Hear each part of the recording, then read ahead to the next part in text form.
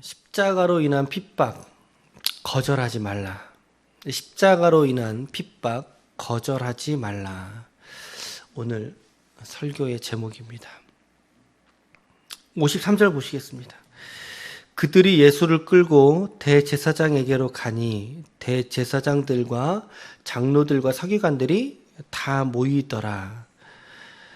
예수를 잡으려고 왔던 일련의 무리들이, 군사들이 이제 예수를 드디어 포박을 해서 예수를 이끌고 대제사장의 사관에 도착하게 됩니다.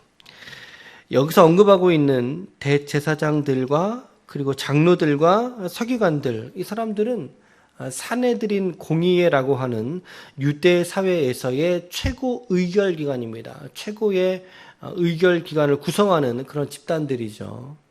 이들은 본래 70인으로 구성이 되어져 있었는데 더욱이 이들이 공식적인 심의 일정을 지내려면 이렇게 심야에 모이는 것이 아니고요.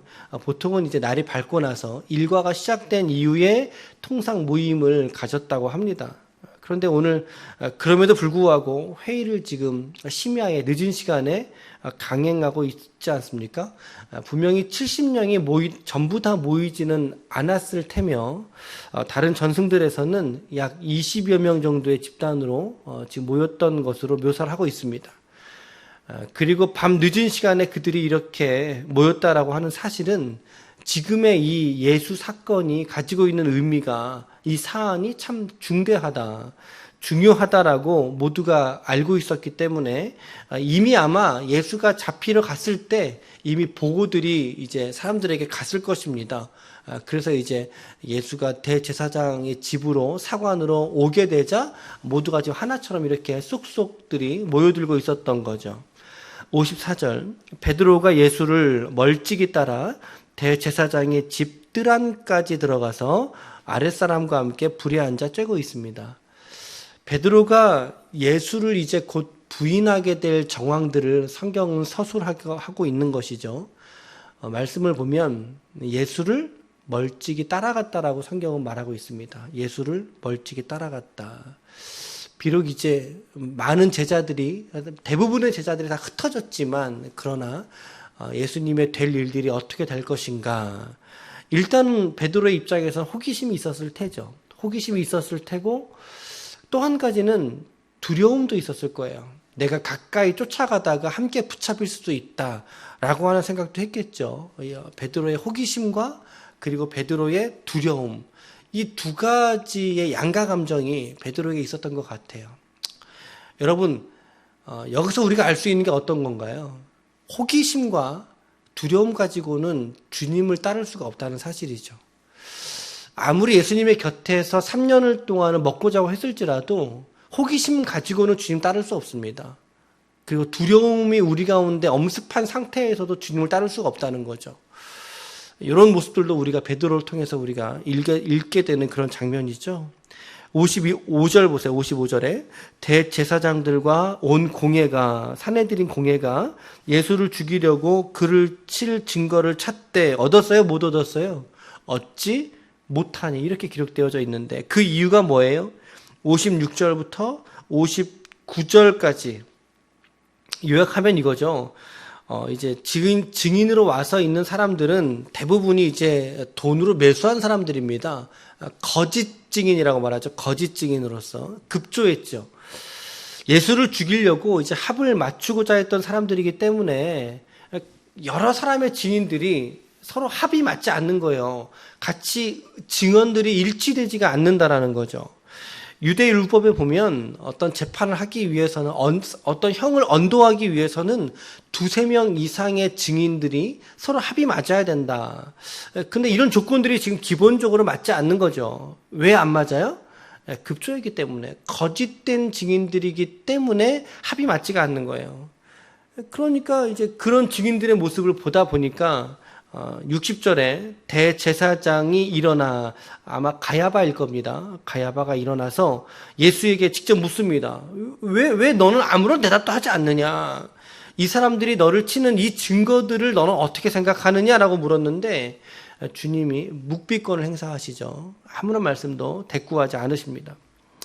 다시 물어서 이르되 네가 찬송받으실 이의 아들 그리스도냐라고 재차 묻게 되자 62절 다 같이 읽어볼까요? 62절 시작. 예수께서 이르시되 내가 그니라.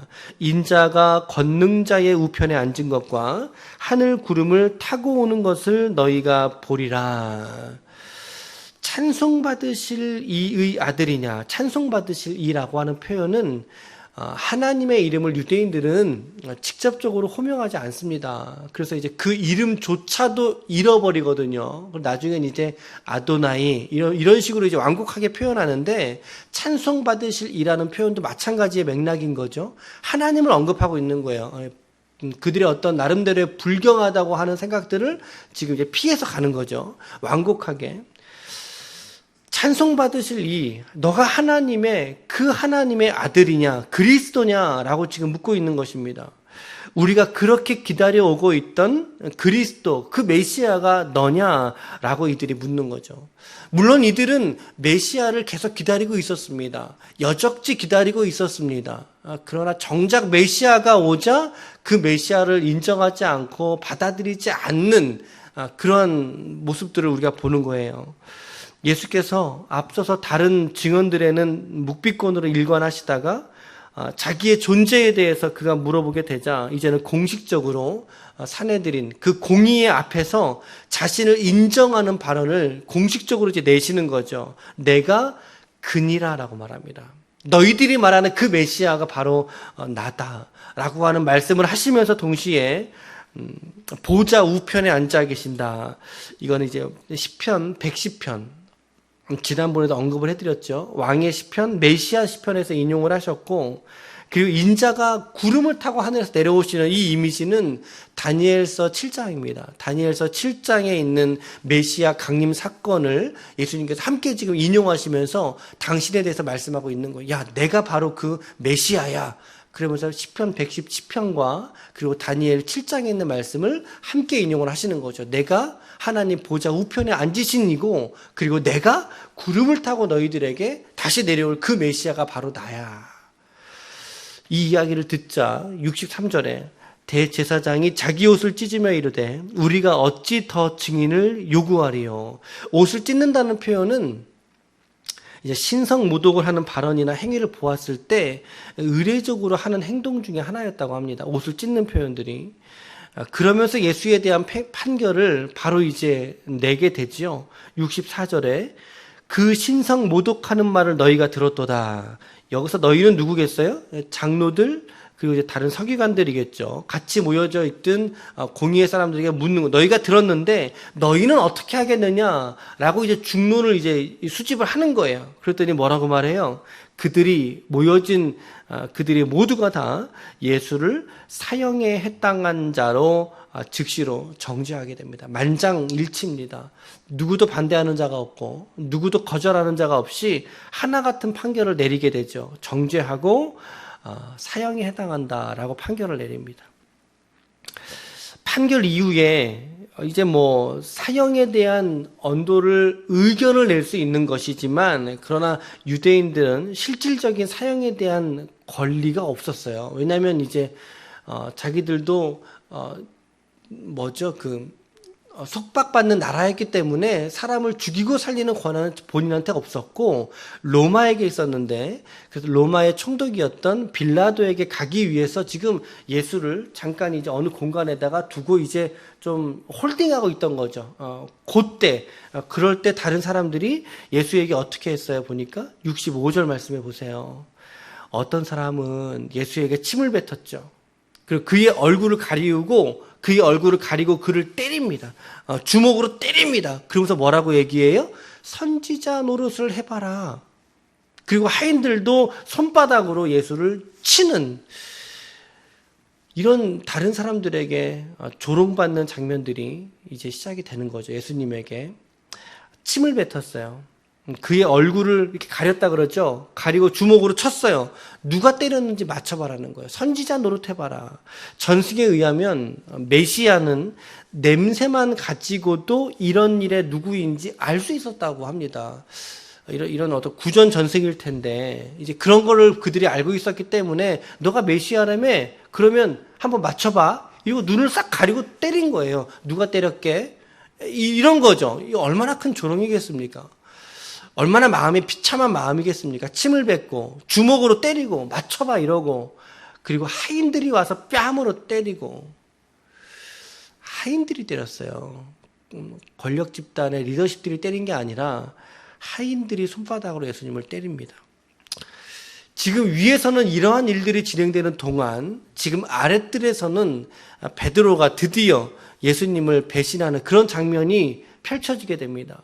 이것이 지금 시간차가 있는 건지 동시다발적인 사건인지 우리는 몰라요. 그러니까 기록된 성경의 내용으로 보자면 아마 저는 위에서 예수님이 이렇게 막고 있을 동안 이런 판결을 받는 동안 아래에서 일어난 일이지 않을까라는 생각도 해보게 됩니다.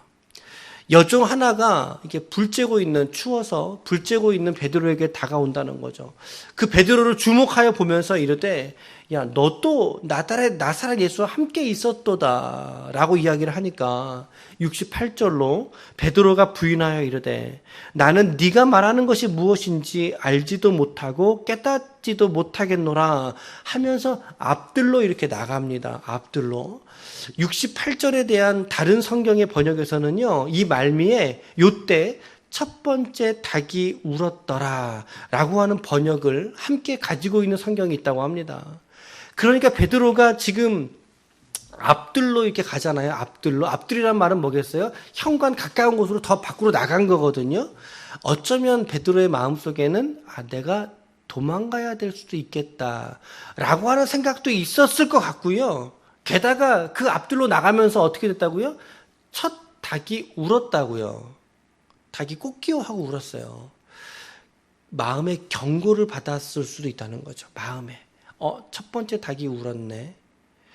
그런데 여러분, 인간은요, 너무나 연약한 지점이 뭐냐면, 경고를 받아도 결국에 부인하게 된다는 거죠. 경고를 받아도 자기가 그렇게 마음에 연약한 그 지점, 예수를 부인해야 된다는 그 사실 앞에 자기 스스로가 어떻게 할 수 없는 모습을 우리가 보게 돼요. 그래서 세 번이나 예수를 부인하게 되잖아요.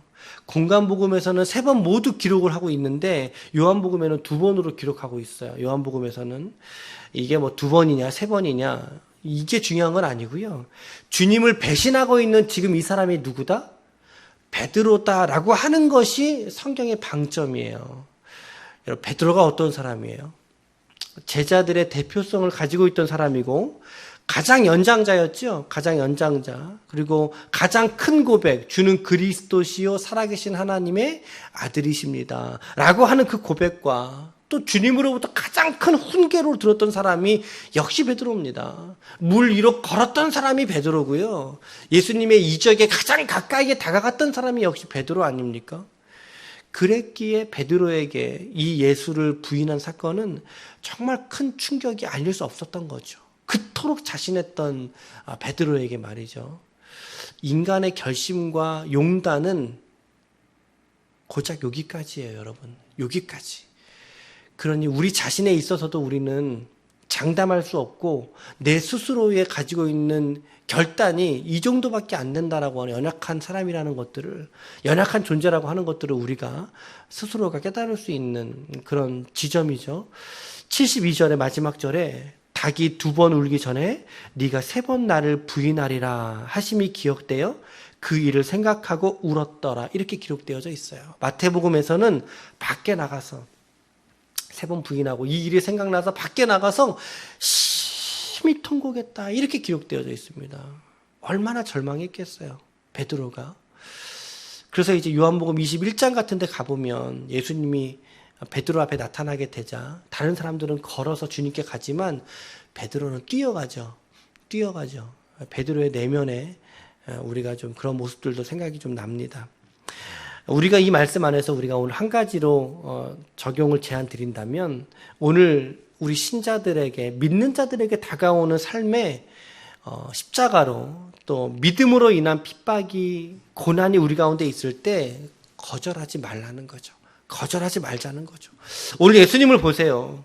잡히시고 그리고 신문받고 정죄를 당하고 결국에는 십자가를 지시는 데까지 그리고 죽기까지 자기 내어 주시지 않습니까? 인류의 구원의 사명으로 인해서 그가 받아야 될 고난이기 때문에 예수님은 묵묵히도 이 고난 앞에 순종하시더라는 거죠. 오늘 본문을 쭉 읽어가다 보면 예수님에게 어떤 잘못도 우리는 발견할 수가 없습니다. 심지어 그들이 말한 신성모독이라고 말한 지점들도 우리의 입장에서는 잘 생각해 보면 그저 예수에게 죄를 씌우기 위한 방편이었을 따름이지, 맞잖아요. 주님이 하나님 아니십니까? 주님이 인자 아니십니까? 주님이 구름 타고 다시 이 땅 가운데 오실 그 메시아 아니십니까? 맞죠? 그동안 이 이야기들은요, 예수님이 당신의 공생의 기간 동안에 계속 반복하면서 해오셨던 말씀이라는 거죠. 이때만 특별히 예수님이 아이디어하게 꺼내서 하신 말씀이 아니다 이 말이에요. 3년 동안 주님이 계속해서 하셨던 말씀이잖아요. 그런데 왜 이제 와서 이 모양으로 제목을 씌워서 예수에게 사형을 언도할 수 있었느냐는 거죠. 이것은 불합리한 처사죠. 불합리하고 불법의 재판이었다는 것을 증명하고 있는 거예요. 그러나 그럼에도 불구하고 오늘 주님은 이들의 재판과 불의한 재판과 그리고 판결 앞에 그리고 심지어 사람들의 주먹으로 때림과 선지자 노릇을 네가 해봐라 라고 하는 그 조롱과 하인들이 그의 뺨을 내리치는 그러한 모든 상황들까지도 주님이 묵묵하게 이 상황을 받아들이고 계시지 않습니까?